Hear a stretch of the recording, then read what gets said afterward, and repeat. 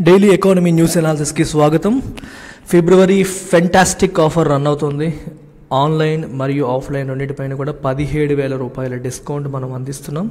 Life time validity కోర్సుల పైన 28 ఫిబ్రవరి వరకు ఈ ఆఫర్ అనేది అందుబాటులో ఉంది. ఇక్కడ ఉన్న నెంబర్కి మీరు కాంటాక్ట్ చేసి మీరు ఎనీ టైం జాయిన్ అవ్వవచ్చు. అలాగే యూపీఎస్సీ ఇన్ఫినిటీ ఆప్షనల్ ఆఫర్ కూడా ఉంది. 13,000 రూపాయల డిస్కౌంట్తో, అంటే 22,000 రూపాయలు పే చేసి మీరు జాయిన్ అయ్యే సువర్ణ అవకాశం ఇది. ఇక్కడ ఉన్న కనిపిస్తున్న ఏ ఆప్షనల్ అయినా మీరు జాయిన్ కావచ్చు. మంత్ ఎండ్ వరకు ఆఫర్ ఉంది. లైఫ్ టైం వ్యాలిడిటీ అన్ని కోర్సెస్ పైన ప్రొవైడ్ చేస్తాం. ఈ నెంబర్కి మీరు కాంటాక్ట్ చేయాలి. సో ఫస్ట్ ఆర్టికల్ ఇవాళ మనం చూడబోయేది, India remains A bright spot to contribute 15% of global growth in 2023. ఎవరు చెప్తున్నారు ఈ మాట? ఐఎంఎఫ్ చెప్తోంది. ఐఎంఎఫ్ యొక్క మేనేజింగ్ డైరెక్టర్ ఎవరమ్మా? క్రిస్టలీనా జార్జీవా. సో ఎప్పటి నుంచో తినే ఉన్నారు. So international monetary fund managing director తను చెప్తోంది ఏంటి అంటే, మనకి ఇండియా యొక్క గ్రోత్ అనేది వరల్డ్ గ్రోత్ కంటే బాగుంటుంది అని. మీరు ఇక్కడ చార్ట్ చూస్తే వరల్డ్ గ్రోత్ 2022లో 3.4% ఉంటే 2023లో 2.9% ఉంది. వేరేజ్ ఇండియా గ్రోత్ FY23కి 6.8% అయితే FY24కి 6.1. అంటే గ్లోబల్ యావరేజ్ కంటే Indian growth is much above. Estimated global growth rate కంటే కూడా ఇండియన్ గ్రోత్ రేట్ అనేది చాలా ఎక్కువ ఉంటుందని చెప్పేసి ఎవరు చెప్తున్నారు? మనకి ఐఎంఎఫ్ మేనేజింగ్ డైరెక్టర్ చెప్తున్నారు. అయితే దానికి గల కారణాలు కూడా మేడం విశ్లేషించారు. కారణాలు కూడా మీరు ఒకసారి గమనిస్తే ఇక్కడ నీట్గా రాశారమ్మా, మీరు ఒకసారి చూడొచ్చు. So she saying why is India a bright spot. ఎందుకని? మొదటి కారణం, India has done really well to turn the digitalization that has been already moving quite well into a major driver of overcoming the impact of pandemic and creating opportunities for growth and jobs. Digitalization drive అనేది ఇండియాలో చాలా బాగా జరిగింది. So even కోవిడ్కి ముందు కూడా ఇండియాలో మనకి online payments, digital అన్ని ట్రాన్సాక్షన్స్ డిజిటల్గా జరగడం, ఫార్మల్ సిస్టంలోకి రావడం అనేది బాగుండింది. కోవిడ్ టైంలో అది ఇంకా యాక్సెలరేట్ అయింది. సో కోవిడ్ అనేది ఒక ఛాలెంజ్ని క్రియేట్ చేస్తే ఆ ఛాలెంజ్ని ఇండియా ఒక ఆపర్చునిటీగా మార్చుకుంది. క్రైసిస్ని ఆపర్చునిటీగా మార్చుకొని డిజిటలైజేషన్ డ్రైవ్ని ఇంకా ముందుకు తీసుకెళ్ళింది. ఇప్పుడు చెప్పాలంటే డిజిటల్ పేమెంట్స్లో కావచ్చు, డిజిటల్ డ్రైవ్లో కావచ్చు, ఇండియా వరల్డ్లోనే టాప్లో ఉంది. అన్ని ఎక్కువ రిటైల్ ట్రాన్సాక్షన్స్ ఈరోజు మనకి పానీపూరి వాడి దగ్గరికి వెళ్ళినా సరే ఫోన్పే, గూగుల్ పేతో మనం పేమెంట్ చేయగలిగే పరిస్థితి వచ్చింది. సో అది ఒక aspect, and that is driving growth. దానివల్ల ఏమవుతుందంటే పేమెంట్ సిస్టమ్ చాలా ఈజీ అయిపోయింది, సింప్లిఫై అయింది. Businesses are able to make it easy for customers to make payments. చాలా ఈజీగా, సింపుల్గా చేసేలాగా సిచ్యువేషన్ అనేది క్రియేట్ అయింది. రెండవది వచ్చేసి సెకండ్ పాయింట్ తను మాట్లాడుతుంది ఏంటంటే, India's fiscal policy has been responsive to economic conditions. Fiscal policy అంటే మన యూనియన్ గవర్నమెంట్ తీసుకున్న policy. So any policy that influences the expenditure or the revenue of the government, right? ఆ యాక్షన్స్ అన్నీ కూడా fiscal policy కిందకి మనకు వస్తాయి. So అవి చాలా రెస్పాన్సివ్గా ఉన్నాయి. మనకు చూస్తే కొత్త బడ్జెట్ మీరు గమనిస్తే దాంట్లో మనకి ఫిస్కల్ కన్సాలిడేషన్కి కమిట్మెంట్ కనిపిస్తుంది. ఫిస్కల్ కన్సాలిడేషన్ అంటే అర్థం ఏంటి? ప్రభుత్వం తన యొక్క fiscal discipline, at this point India యొక్క ఫిస్కల్ డెఫిసిట్ అనేది చాలా ఎక్కువ ఉంది. ఈ ఫిస్కల్ డెఫిసిట్ని తగ్గించుకుంటూ ఎఫ్ఆర్బిఎం యాక్ట్ ఎంతైతే చెప్తుందో ఆ లెవెల్కి తీసుకొచ్చే ప్రయత్నం ప్రభుత్వం చేస్తుంది. అది మనకి తగ్గాలంటే మన ఎక్స్పెండిచర్స్ అండ్ రెవెన్యూ మధ్య ఉన్న డిఫరెన్స్ అనేది తగ్గాలి. అలాగే మన అప్పులు అనేవి తగ్గాలి, డెట్ అనేది కంట్రోల్లో ఉండాలి. సో ఈ దిశగా ఇండియా అడుగులు వేస్తుంది అనే విషయం కూడా మనకి బడ్జెట్లో కనిపిస్తుంది. సో ఇండియా ఫిస్కల్ కన్సాలిడేషన్కి కమిట్మెంట్ చూపిస్తుంది. At the same time capital ఇన్వెస్ట్మెంట్కి ఫండింగ్ ఏమీ కట్ చేయట్లేదు, రైట్? అంటే ఎక్స్పెండిచర్ బాగా తగ్గించేసేసి డెవలప్మెంట్ని దెబ్బతీస్తుందా అంటే అది కూడా లేదు. క్యాపిటల్ ఎక్స్పెండిచర్స్కి ఎక్కడ కాంప్రమైజ్ అవ్వట్లేదు. 10 లక్షల కోట్లు యూనియన్ గవర్నమెంట్, 3 లక్షల కోట్లు స్టేట్ గవర్నమెంట్స్ ఈ సంవత్సరం ఖర్చు పెట్టబోతున్నాయి. స్టేట్ గవర్నమెంట్స్ ఎలా చెప్తున్నానంటే, సెంట్రల్ గవర్నమెంటే స్టేట్ గవర్నమెంట్స్కి 3 లక్షల కోట్లు ఇస్తుంది. దేనికి? క్యాపిటల్ ఎక్స్పెండిచర్ కోసం. సో ఓవరాల్గా 13 లక్షల కోట్ల అలొకేషన్ అనేది జరిగింది for capex. So capex compromise అవ్వకుండా, అంటే ఇన్ఫ్రాస్ట్రక్చర్ బిల్డింగ్ కోసం వీటి కోసం పెట్టే ఖర్చులు ఎక్కడా కాంప్రమైజ్ అవ్వకుండా అనవసరమైన ఖర్చులు అంటే రెవెన్యూ ఎక్స్పెండిచర్ని కొంచెం లిమిట్ చేస్తూ రైట్. రెవెన్యూస్, ఇంకోవైపు రెవెన్యూస్ని పెంచుకుంటూ ప్రభుత్వం కన్సాలిడేషన్ వైపు అడుగులేస్తుంది అనేది సెకండ్ ఆస్పెక్ట్. మూడవది, India didn't shy away to learn lessons from the pandemic and to implement very strong policies to overcome what has been really difficult time for the number of months. Covid మనకు నేర్పించిన పాఠాలను India నేర్చుకుంది, దాని నుంచి ఎలా ఒక strong policies తీసుకొచ్చింది, reforms తీసుకురావడానికి కూడా ఇండియా వెనకాడలేదు. ఆ రకంగా డిఫికల్ట్ టైమ్స్ని దాటగలిగింది. అందువల్ల మనకి ఇండియా పైన నమ్మకం ఉంది, ఇండియా మంచి గ్రోత్ సాధిస్తుందని చెప్పేసి ఐఎంఎఫ్ డైరెక్టర్ చెప్తున్నారు. అప్పుడు ఇంకా చూడండి మీరు, గ్రీన్ ఎకానమీలో ఇండియా ఎక్కువగా ఇన్వెస్ట్ చేస్తుంది, రెన్యూబుల్ ఎనర్జీస్ ఇట్లాంటి వాటిపైన, ఎలక్ట్రిక్ వెహికల్స్ని ఎంకరేజ్ చేస్తుంది. డొమెస్టిక్గా ఇప్పుడు చూస్తుంటే మీరు కార్లు, బైకులు, there are so many electric vehicles coming. ఇదంతా ఎందువల్ల? గవర్నమెంట్ పాలసీ సపోర్ట్ ఉండడం వల్ల, గవర్నమెంట్ వాళ్ళకి సబ్సిడీలు ఇవ్వడం వల్ల, ట్యాక్స్ బెనిఫిట్స్ ఇవ్వడం వల్ల. సో గ్రీన్ ఎకానమీ పైన పుష్ అనేది ఎక్కువగా జరుగుతుంది. రెన్యూబుల్స్ తీసుకోండి, లేకపోతే క్లీన్ ఎనర్జీ వైపు వేస్తున్న అడుగులు కావచ్చు, వీటన్నిటిలో కూడా ఆపర్చునిటీస్ క్రియేట్ అవుతున్నాయి. ఇప్పుడు ఏమవుతుందంటే, ఒకటి, you're shifting from fossil fuel to renewable energy, అది ఒకవైపు. రెండో వైపు ఈ గ్రీన్ ఎకానమీ పైన ఫోకస్ చేయడం ద్వారా అక్కడ కొత్త ఇండస్ట్రీస్ పుట్టుకొస్తున్నాయి. ఎలక్ట్రిక్ వెహికల్కి బ్యాటరీస్ తయారు చేసే ఇండస్ట్రీస్, ఆ సెగ్మెంట్ కొత్త ఇండస్ట్రీస్ వస్తున్నాయి, కొత్త ఎంప్లాయ్మెంట్ అక్కడ జనరేట్ అవుతుంది. అంటే ట్రెడిషనల్ సెగ్మెంట్లో ఎంప్లాయ్మెంట్ తగ్గొచ్చు, బట్ న్యూ సెగ్మెంట్లో ఎంప్లాయ్మెంట్ అనేది జనరేట్ అవుతుంది. సో ఇదమ్మా కదా. సో ఈ రకంగా మనకి ఇండియా మంచిగా ఆన్ రైట్ ట్రాక్ ఉంది. Because of these reasons India యొక్క గ్రోత్ బాగుంది. అప్కమింగ్ ఇయర్లో కూడా వరల్డ్ యావరేజ్ కంటే బెటర్గా గ్రో అవుతుందని చెప్పేసి ఐఎంఎఫ్ డైరెక్టర్ చెప్తున్నారు. సో ఈ పర్టికులర్ హెడ్డింగ్ చూడడం, rupee trade facing friction as banks wary of US sanctions. ఇక్కడ ఏం చెప్తున్నారంటే, మనకి నిన్న ఆర్టికల్లో కూడా మీకు చెప్పాను, వోస్టర్ అకౌంట్స్ గురించి మాట్లాడాం. సో ట్రేడ్ సెటిల్మెంట్స్ అనేవి డాలర్ని ఇన్వాల్వ్ చేయకుండా డైరెక్ట్గా రూపీలోనే చేసే మెకానిజం ఆర్బీఐ తీసుకొచ్చింది. We spoke about rupee trade settlement, we spoke about special vostro accounts గురించి కూడా నిన్న మాట్లాడాం. ఎలా జరుగుతుంది ఏంటనేది కూడా నిన్నటి డైలీ ఎకానమీ అనాలిసిస్లో చెప్పాను, మీరు చూడొచ్చు ఒకసారి మిస్ అయితే. అయితే ఈయన ఏమంటున్నారంటే he is the chairman of India's engineering export promotion council. ఈయన ఏమంటున్నారంటే, ఇలా చేస్తే అమెరికా ఏమైనా ఆంక్షలు విధిస్తుందేమో అని ఇండియన్ బ్యాంక్స్ వర్రీ అవుతున్నాయి. ఇప్పుడు ఇండియాలో ఒక బ్యాంక్ ఉంది, వాళ్ళకి యూఎస్లో కూడా బ్రాంచెస్ ఉన్నాయి. ఇప్పుడు రష్యన్ బ్యాంక్స్తో టైఅప్ చేసేసుకొని డాలర్ని పక్కన పెట్టేసి డైరెక్ట్గా డీల్ చేసుకొని సెటిల్మెంట్లు చేస్తే అమెరికా ఏమైనా ఈ బ్యాంకులను ఇబ్బంది పెడుతుందేమో అని చెప్పి ఈ బ్యాంకులు భయపడుతున్నాయి.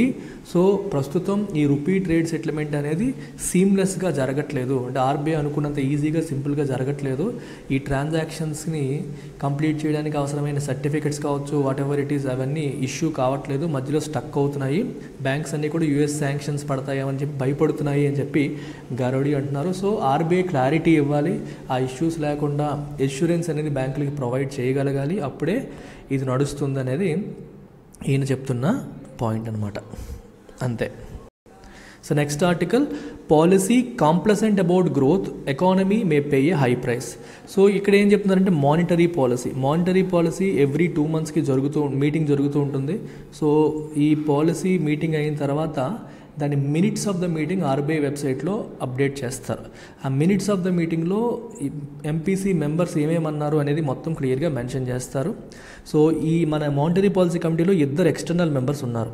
ఎవరు ఎక్స్టర్నల్ మెంబర్స్ అంటే, మనకి అషిమా గోయల్ ఒకళ్ళు, ఇంకొకళ్ళు వచ్చేసి మనకి ప్రొఫెసర్ జయంత్ వర్మ, వీళ్ళిద్దరూ ఎక్స్టర్నల్ మెంబర్స్ అనమాట. సో అషిమా గోయల్ ఏమంటున్నారు, జయంత్ వర్మ ఏమన్నారు అనేది మీరు ఒకసారి గమనిస్తే, తను ఏమంటుందంటే, ప్రస్తుతానికి ఇన్ఫ్లేషన్ని కంట్రోల్ చేయడం కోసం వడ్డీ రేట్లు పెంచుకుంటూ వెళ్ళిపోతున్నాము, we need to pause for a while, పెంచకుండా ఆపండి, ఇప్పటి వరకు మనం చాలా వడ్డీ రేట్లు పెంచిన దాని ఇంపాక్ట్ రానియండి. She called for the effects of past monetary tightening to play out, let's wait for it, తొందరపడద్దు, ఇంకా పెంచుకుంటే వెళ్ళి ఎకానమీని దెబ్బతీకండి, లెట్స్ వెయిట్ ఫర్ ఇట్ అని చెప్పి తనంటుంది. జయంత్ వర్మ ఏమంటున్నారు, monetary policy had become complacent about growth and that economy could end up having to pay very high price as a consequence. So ఈయనేమంటారంటే, మరీ గ్రోత్ని టేక్ ఇట్ ఫర్ గ్రాంటెడ్ లాగా తీసేసుకుంది, ఇష్టం వచ్చినట్టు వడ్డీ రేట్లు పెంచుకెళ్ళిపోతుంది, దీనివల్ల రేపొద్దున్న మనం సఫర్ అవ్వచ్చు, రైట్, కాంప్లసెంట్ అయిపోయింది. కాంప్లసెంట్ అంటే you become self satisfied to early, పర్లేదు ఏం కాదులే, మనం ఏం ట్రై చేయక్కర్లేదు, గ్రోత్ అలాగే కంటిన్యూ అయిపోతుంది అన్నట్టు మన మానిటరీ పాలసీ కమిటీ అలాగా బిహేవ్ చేస్తుంది. దీనివల్ల మనం ఫ్యూచర్లో గ్రోత్ దెబ్బతినే అవకాశాలు ఉంటాయి, మన హెవీ ప్రైస్ పే చేసే పరిస్థితులు రావచ్చు అనేది ఆయన అంటున్నారనమాట. సో ఆయన యొక్క మెయిన్ పాయింట్ మీరు చూస్తే 2021-22 ప్రాంతంలో monetary policy was complacent about inflation control చేయాలరా బాబు అంటే ఎప్పుడు పట్టించుకోలేదు. ఆ ఇన్ఫ్లేషన్ పర్లేదులే, కంట్రోల్ అయిపోతుంది, ఆటోమేటిక్గా అయిపోతుంది అని చెప్పేసి వడ్డీ రేట్లు పెంచాల్సిన టైంలో పెంచకుండా చాలా కాలం తాత్సారం చేశారు. అలా తాత్సారం చేయడం వల్ల today we are paying the price for that in terms of unacceptably high inflation. 2021-22 inflation control చేయాల్సింది చేయకుండా ఆ మానిటరీ పాలసీ సైలెంట్గా ఉంది. దానివల్ల ఈరోజు ఇన్ఫ్లేషన్ బాగా పెరిగిపోయింది. ఇప్పుడు ఇన్ఫ్లేషన్ పెరిగిపోయింది కదా అని చెప్పేసి దాన్ని ఎలాగైనా కంట్రోల్ చేశారని ఇష్టం వచ్చినట్టు పెంచుకుంటూ వెళ్ళిపోతున్నారు, గ్రోత్ని నెగ్లెక్ట్ చేస్తున్నారు. సో అప్పుడు తప్పు చేశారు, ఇప్పుడు తప్పు చేశారని చెప్పి ఈయన అంటున్నారు. ఈ సెకండ్ హాఫ్ ఆఫ్ 22-23 ఏమవుతుంది, monetary policy has become complacent about growth. అప్పుడు కాంప్లసెంట్ అబౌట్ ఇన్ఫ్లేషన్ పట్టింది, ఇన్ఫ్లేషన్ పర్లేదులే అని వదిలేసింది. ఇప్పుడు గ్రోత్ పర్లేదులే అని వదిలేస్తుంది. ఇన్ఫ్లేషన్ కంట్రోల్ చేసేది విపరీతంగా పెంచుకుంటూ వెళ్ళిపోతుంది. ఇప్పుడు వడ్డీ రేట్లు పెరిగాయంటే ఇన్ఫ్లేషన్ కంట్రోల్ అవుతుంది, మంచిదే. What about growth? వడ్డీ రేట్లు పెరిగితే ఏ కంపెనీకి మంచిది కాదు. నువ్వు తీసుకునే లోన్స్ ఎక్స్పెన్సివ్ అవుతాయి, నీ ఈఎంఐస్ ఎక్కువైపోతాయి, భారం పెరిగిపోతుంది, ఇన్వెస్ట్మెంట్స్ తగ్గిపోతాయి కదా, ఎకానమిక్ గ్రోత్ అనేది దెబ్బతింటుంది. సో ఎకనామిక్ గ్రోత్ గురించి పట్టించుకోవట్లేదు ఇప్పుడు మానిటరీ పాలసీ అని చెప్పేసి ఈయన అంటున్నారనమాట. దీనివల్ల మనం నెక్స్ట్ 23-24లో అన్యాక్సెప్టబుల్లీ లో గ్రోత్ మనం ఫేస్ చేసే అవకాశం ఉంది అని this man is cautioning. Next వచ్చేసి FDI equity flows slid to 15% to $36.75 billion in April to December FY23. FDI flows ఏమో తగ్గాయంట ఈ పర్టికులర్ ఫైనాన్షియల్ ఇయర్లో, ఏప్రిల్ నుంచి డిసెంబర్ పీరియడ్లో. మనకి రెండు పేర్లు వినిపిస్తూ ఉంటాయి, ఎఫ్డిఐ, ఎఫ్పిఐ. గుర్తుపెట్టుకోండి, foreign direct investment, foreign portfolio investment లేదా ఫారిన్ ఇన్స్టిట్యూషనల్ ఇన్వెస్ట్మెంట్.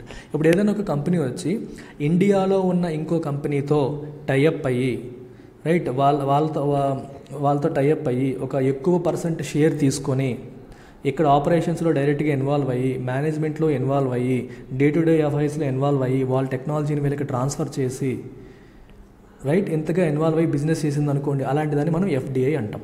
అలా కాకుండా ఇండియన్ స్టాక్ మార్కెట్కి వచ్చి లేదా ఇండియన్ బాండ్ మార్కెట్కి వచ్చి జస్ట్ మన ఇండియన్ కంపెనీలో షేర్స్ కానీ ఇండియన్ కంపెనీ ఇష్యూ చేసిన బాండ్స్ కానీ కొనుక్కుంది, కొన్నాళ్ళు ఉంచుకొని రేట్లు పెరిగితే అమ్మేసింది అనుకునే వాటిని మనం ఎఫ్పిఐ అంటాం.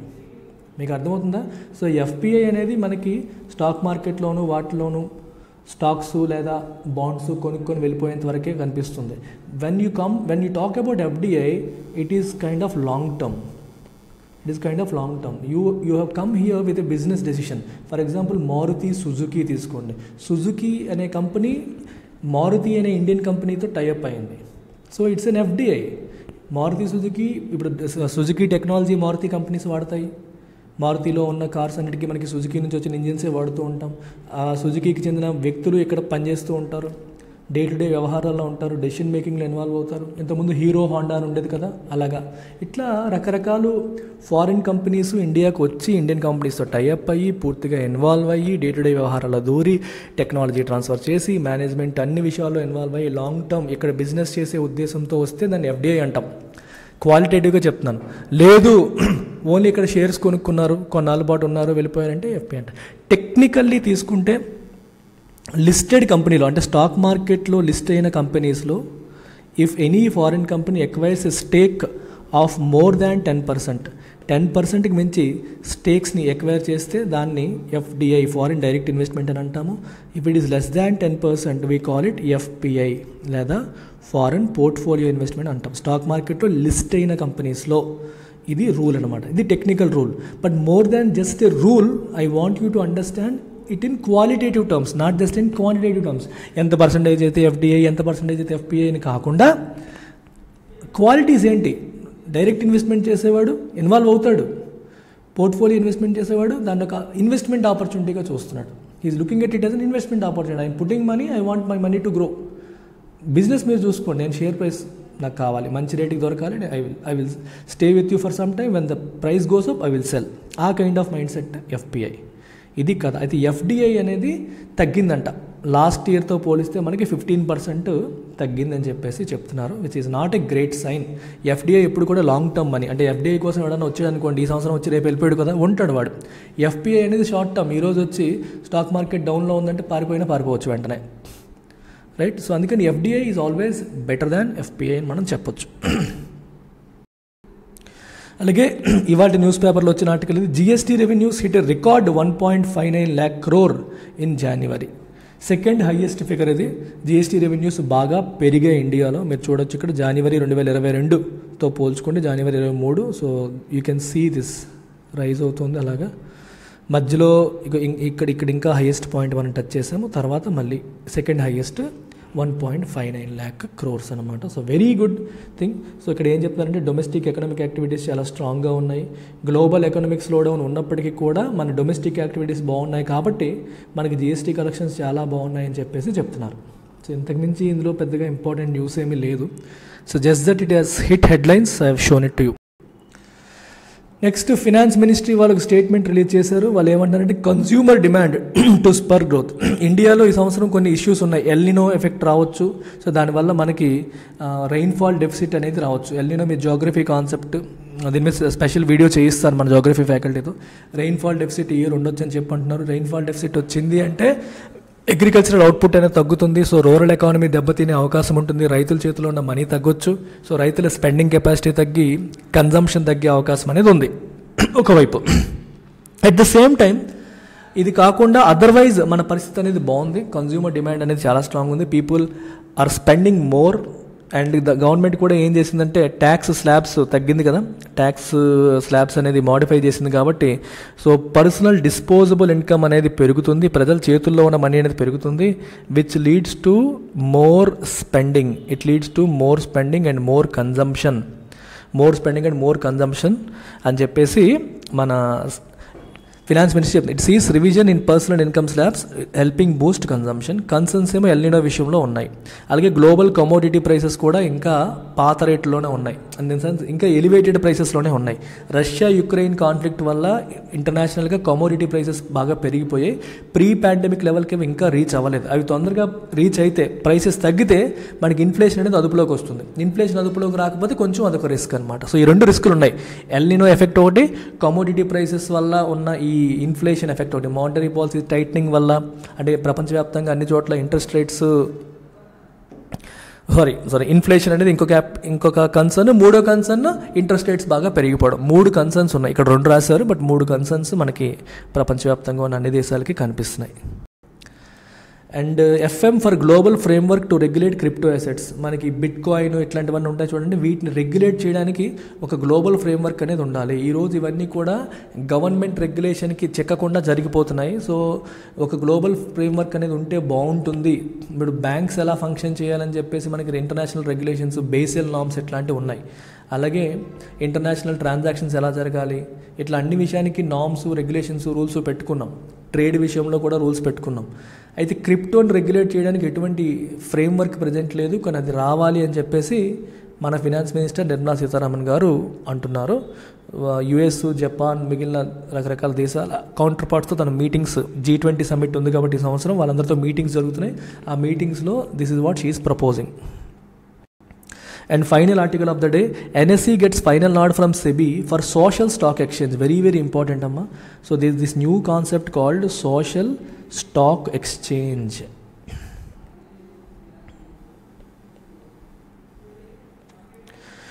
సో మామూలుగా అసలు స్టాక్ ఎక్స్చేంజ్ అంటే అర్థం ఏంటి? Stock exchange provides market mechanism. It provides market mechanism. So stock ఎక్స్చేంజ్లో ఏం జరుగుతుంది? Selling and buying of stocks యొక్క సెల్లింగ్ మరియు బయింగ్ జరిగే ప్లేస్ని మనం స్టాక్ ఎక్స్చేంజ్ అంటాం. ఇండియాలో ప్రామినెంట్ స్టాక్ ఎక్స్చేంజెస్ NSE మరియు BSE, Bombay stock exchange and national stock exchange. Now they are talking about social stock exchange. So మామూలుగా స్టాక్ ఎక్స్చేంజ్ ఏం జరుగుతుందంటే different companies they register in these exchanges. Register చేసుకుంటే for example if Infosys registers itself in NSE and BSE, that means Infosys యొక్క shares మనం NSEలో BSEలో కొనొచ్చు, అమ్ముకోవచ్చు. NSEలో BSEలో అది ఎక్కడ రిజిస్టర్ అయితే అక్కడ కొనుక్కోవచ్చు, అమ్ముకోవచ్చు అని అర్థం అనమాట. సో కంపెనీస్ రిజిస్టర్ అవ్వాలి. సో ఇప్పుడు NSE ఏమంటుందంటే మేము వేరేగా సోషల్ స్టాక్ ఎక్స్చేంజ్ స్టార్ట్ చేస్తామని చెప్పంటే దానికి SEBI నాడ్ ఇచ్చింది, ఫైనల్ అప్రూవల్ అనేది ఇచ్చింది. సో సోషల్ స్టాక్ ఎక్స్చేంజ్ అంటే అర్థం ఏంటంటే మనకి ఈ నాట్ ఫర్ ప్రాఫిట్ NGOs ఉంటాయి చూడండి, నాట్ ఫర్ ప్రాఫిట్ ఆర్గనైజేషన్స్, ఈ చారిటీ సంస్థలు ఇలాంటివి ఉంటాయి చూడండి. So these organisations can register themselves in the social stock exchanges. అయితే మనకి మామూలుగా స్టాక్ మార్కెట్లో షేర్స్ ట్రేడ్ అవుతున్నట్టుగా ఇవి ట్రేడ్ అవుతాయంటే అవ్వవు. ఇది ఎందుకు అంటే it is used for fund raising platform కింద దీన్ని ఉపయోగించవచ్చు. ఫర్ ఎగ్జాంపుల్ మీరు చిన్నపిల్లలు చైల్డ్ ట్రాఫికింగ్కి గురవుతున్న పిల్లల్ని కాపాడడం కోసం మీరు ఒక సంస్థను పెట్టారు. ఈ కార్యక్రమాల కోసం you need lot of funding. మరి ఫండింగ్ జరగాలంటే ఫస్ట్ మీరు చేస్తున్న పనులు నలుగురికి తెలియాలి. ఆ నలుగురికి తెలియడానికి ఈ సోషల్ స్టాక్ ఎక్స్చేంజ్ అనేది హెల్ప్ అవుతుంది. If you register yourself in NSC social stock exchange, నీ యొక్క డీటెయిల్స్, మీరు చేస్తున్న యాక్టివిటీస్, మీరు చేస్తున్న పనులు మొత్తం అంతా కూడా క్లియర్గా పబ్లిష్ చేస్తారు. ఎవరైనా సరే డొనేషన్ ఇవ్వాలంటే, ఫండింగ్ ఇవ్వాలి అంటే వాళ్ళు ఈ ఎస్ఎస్సిలో రిజిస్టర్ అయిన కంపెనీస్ని చూడొచ్చు, వాటి యాక్టివిటీస్ని చూడొచ్చు. సో యాక్టివిటీస్ని చూసి you can donate to them, you can give funds to them. అయితే మీరు అడగొచ్చు, మామూలుగా ఎప్పుడైనా సరే స్టాక్ మార్కెట్లో ఏదైనా కంపెనీ యొక్క షేర్స్ మనం కొనేటప్పుడు మనకి షేర్స్ అలాట్ చేస్తారు. మరి ఈ కంపెనీకి డొనేట్ చేసినప్పుడు మనకి ఏమన్నా వస్తాయా అంటే వస్తాయి. ఏమొస్తాయి? Zero coupon, zero principal bonds వస్తాయి. జీరో కూపన్, జీరో ప్రిన్సిపల్ అంటే అర్థం ఏంటి? No coupon which means no interest rate, no principal అంటే నీ ప్రిన్సిపల్ కూడా ఏమి ఉండదు.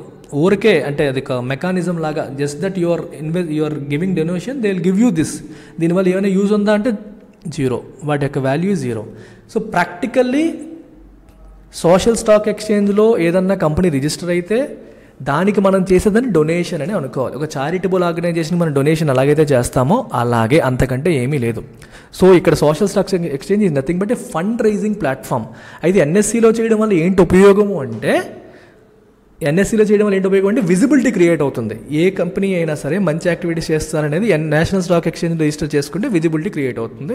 ఎన్ఎస్సికి ఏంటి లాభం అంటే ఆబ్వియస్గా వాడు కట్ తీసుకుంటాడు, కమిషన్ అనేది తీసుకుంటారు. మరి వాళ్ళ ప్లాట్ఫామ్ వల్ల విజిబిలిటీ క్రియేట్ అవుతుంది. డొనేషన్స్ వచ్చినప్పుడు ఎన్ఎస్సి ప్లాట్ఫామ్ క్రియేట్ చేస్తున్నందుకు, విజిబిలిటీ క్రియేట్ చేసినందుకు వాళ్ళు కూడా కొంత కమిషన్ అనేది తీసుకోవడం అనేది జరుగుతుంది. దీనికి ఫైనల్ ప్రిన్సిపల్ అప్రూవల్ అనేది మనకి సెబీ నుంచి ఎన్ఎస్సికి వచ్చేసింది. So MCQ of the day చూడండి, ఇక్కడ ఐడెంటిఫై కరెక్ట్ స్టేట్మెంట్స్ అని చెప్పాను. ఇక్కడ ఎఫ్డిఐ రాశాను, ఇక్కడ ఎఫ్పిఐ రాశాను. మొదటిదేమో FDI long term, FPI short term అని చెప్పాను. రెండోదేమో ఎఫ్డిఐలో ఇన్వెస్టర్స్ యాక్టివ్గా ఉంటారు, ఎఫ్పిఐలో ప్యాసివ్గా ఉంటారని చెప్పి రాశాను. సో రెండు స్టేట్మెంట్స్ కరెక్ట్ అయితే బోత్ అని పెట్టండి, రెండు తప్పు అయితే నన్ను అని పెట్టండి, లేదా ఏది ఒకటే కరెక్ట్ అయితే రెస్పెక్టివ్ ఆప్షన్ చూస్ చేసుకోండి. ఇక్కడ యాక్టివ్ ప్యాసివ్ అంటే మీనింగ్ డే టు డే వ్యవహారాల్లో ఇన్వాల్వ్ అవుతారా లేదా అని, ఆ ఆస్పెక్ట్లో నేను యాక్టివ్ ప్యాసివ్ అనే పదాన్ని ఉపయోగించాను. So based on what you have learned, put the right answer and put it in comment section. Economy classes నావి జాయిన్ అవ్వాలనుకుంటే మీరు ఇండియన్ ఎకానమీ కోర్సెస్ ఉన్నాయి, గ్రూప్ 2కి ఉన్నాయి, ఆర్బీఐకి ఉన్నాయి, యూపీఎస్సీకి అన్నింటికి ఉన్నాయి. అండ్ ఎకనామిక్ సర్వే క్లాసెస్ కూడా సెపరేట్గా మీరు 999 పే చేసి మీరు జాయిన్ అవ్వచ్చు. Economic survey is a must for every one preparing for any competitive exam. ఈ నెంబర్కి మీరు కాంటాక్ట్ చేసి రావచ్చు. This is our website. Take care, by.